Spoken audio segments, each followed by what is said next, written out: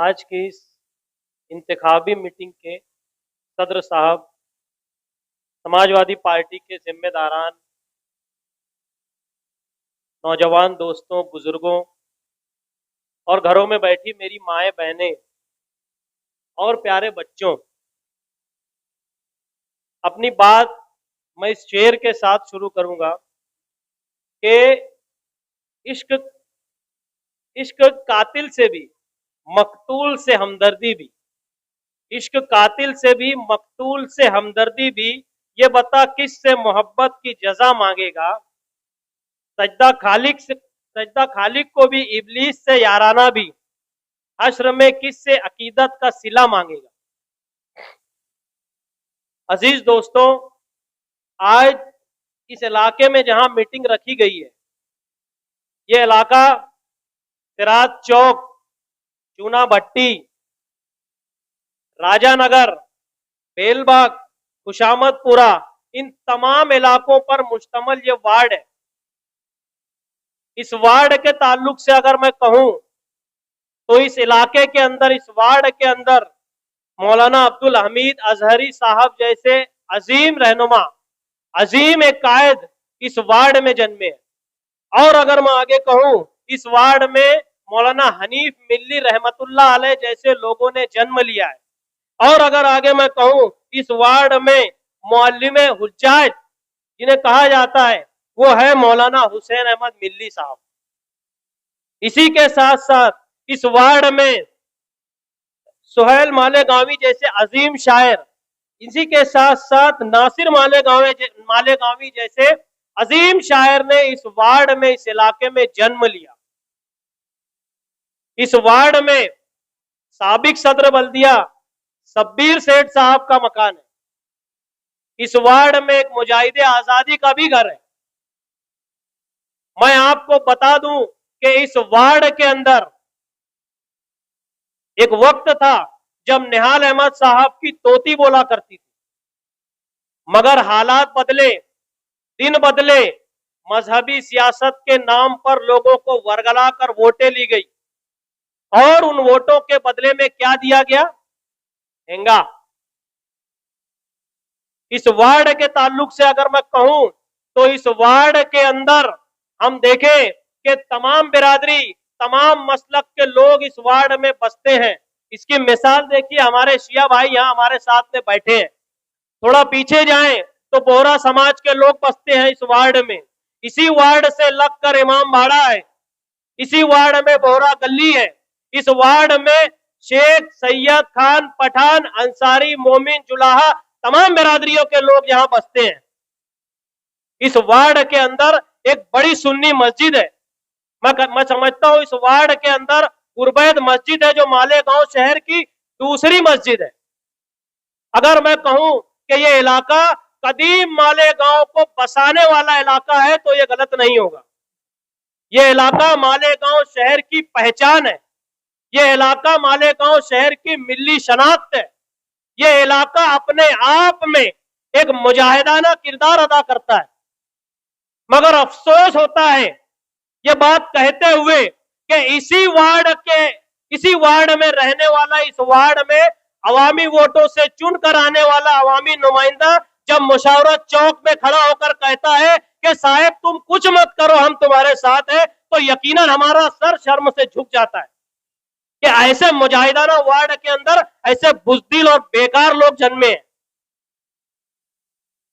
मैं शहर की सुलझी हुई आवाम से सवाल करता हूं कि जब हम ये सुनते हैं नरेंद्र मोदी के अंध भक्तों से, बीजेपी के अंध भक्तों से कि 1000 रुपया लीटर पेट्रोल डालेंगे और मोदी को ही वोट देंगे, बुरा लगता है ना, दिल दुखता है ना कि इन अंध भक्तों की वजह से मुल्क बर्बाद हो रहा है। तो तब हमको बुरा क्यों नहीं लगता, तब हमारा कलेजा क्यों नहीं फटता जब एक अवामी नुमाइंदा अपने से बड़े वाले अवामी नुमाइंदे के ताल्लुक से ये कहता हो कि साहेब तुम कुछ मत करो, हम तुम्हारे साथ हैं। होना तो ये चाहिए कि कॉलर पकड़कर खींच के मारना चाहिए उसके कान के नीचे जमहूरी ढंग से। इस नारे की ना शरीयत में कोई गुंजाइश है, ना ही डेमोक्रेटिक सेटअप में कोई गुंजाइश है। अभी मुझसे कुछ दिन पहले किसी ने पूछा कि समाजवादी के एक धरना हुआ था, उसमें भीख मांगो आंदोलन हुआ था। तो आंदोलन के या धरने के ताल्लुक से आपका क्या कहना है? मैंने कहा कि धरने और इन धरने और मुजाहिदा करके, तहरीकें चला के गांधी जी जैसे लोगों ने, अशफाक उल्लाह खान जैसे लोगों ने और इस देश के अजीम रहनुमाओं ने इस देश को आजादी दी, तो ना धरने देकर और आंदोलन करके हमारे मसाइल हल किए नहीं जा सकते हैं। इस पर हमारे शहर के एमएलए कहते हैं कि धरनों से क्या होगा। इनडायरेक्ट तरीके से आप गांधी और अंबेडकर की विचारधारा को गलत ठहरा रहे हैं। धरने दे देकर तो हमने इस देश को आजाद कर दिया, तो सिविल हॉस्पिटल में दवा गोली किस खेत की मूली है। आज मैं समझता हूं यहां बैठे ज्यादातर नौजवान हैं। नौजवानों ने कभी सोचा है कि हमारे असल मकसद, हमारे असल मसाइल क्या हैं? आपके लिए एक अच्छा कॉलेज नहीं है, आपके लिए एक सरकारी कोई मेडिकल कॉलेज नहीं है, आपके लिए कोई प्लेग्राउंड नहीं है। आपको याद होगा सिर्फ खेल के ऊपर से एक बार कोई मामला पेश आ गया था ईदगाह ग्राउंड पे। यही बैठे हैं मोहतरमा शान हिंद साहबा, मुस्तकीम डिग्निटी साहब, इन्होंने जाकर उन मसाइल को हल किया। और तेरा मेरा रिश्ता क्या का नारा लगाकर नौजवानों से तालियां बजवाने का काम किया जाता है और नौजवानों को पलट के क्या दिया जाता है? ठेंगा। हम सब इस बात को हमें समझना होगा, हर कौम का मुस्तकबिल उसके नौजवान होते हैं। हमारे नौजवानों के लिए हमारे नुमाइंदे ने क्या दिया? असेंबली का सेशन खत्म होता है, कॉरपोरेशन में आके राउंड टेबल मीटिंग लगाई जाती है और ये कहा जाता है कि हमने ये मसाइल पर मीटिंग ली। जो सबसे हॉट इशू, जो सबसे अहम मुद्दा था, उसको आखिरी में रखा जाता है और मीडिया वालों से और अपने साथियों से पूछा जाता है कि आखिरी मुद्दा क्या था। सेशन में, असेंबली के सेशन में जन्म दाखिले के ताल्लुक से नुमाइंदगी सिफर। जब इनसे नुमाइंदगी का सवाल होता है तो ये कहते हैं वो रोड और वो फलाना रोड और हमने वो आई मरी माता से वहां तक रोड बनवाया, शहर के अहम रास्तों को हमने बनवाया। माजी में ये कहते थे रोड और गटर और रास्ते बनाना एक एमएलए का काम नहीं है। तो सवाल ये आता है कि आखिर एक एमएलए का काम क्या है? बताइए आप, एक एमएलए का काम क्या होता है?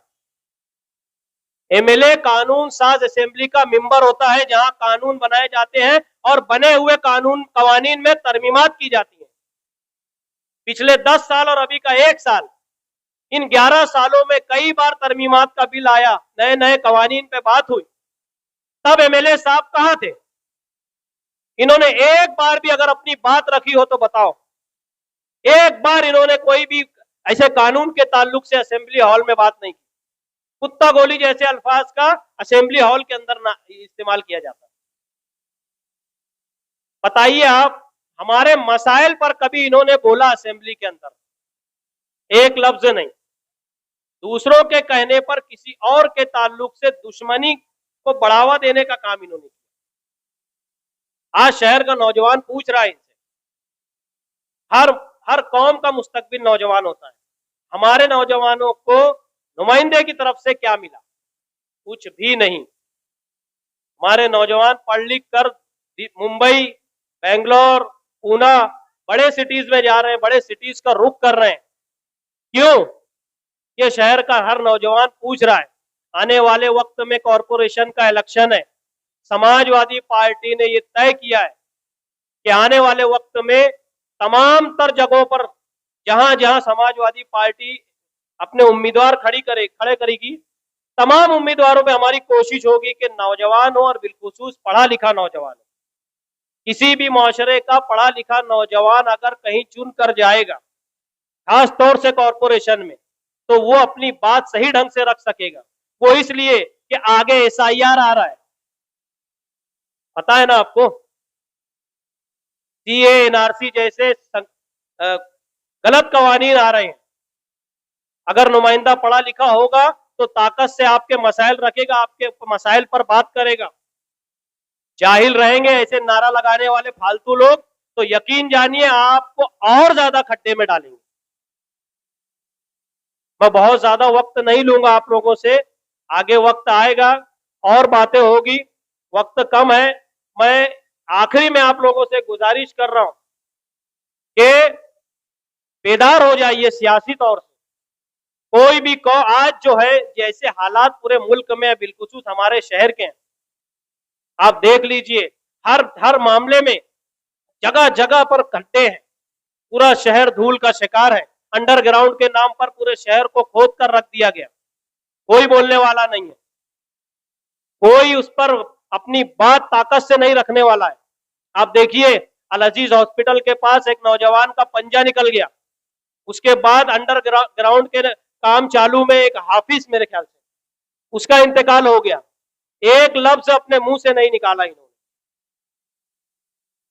मैं नौजवानों से अपील कर रहा हूं कि अपने अंदर सियासी शऊर को बेदार करें।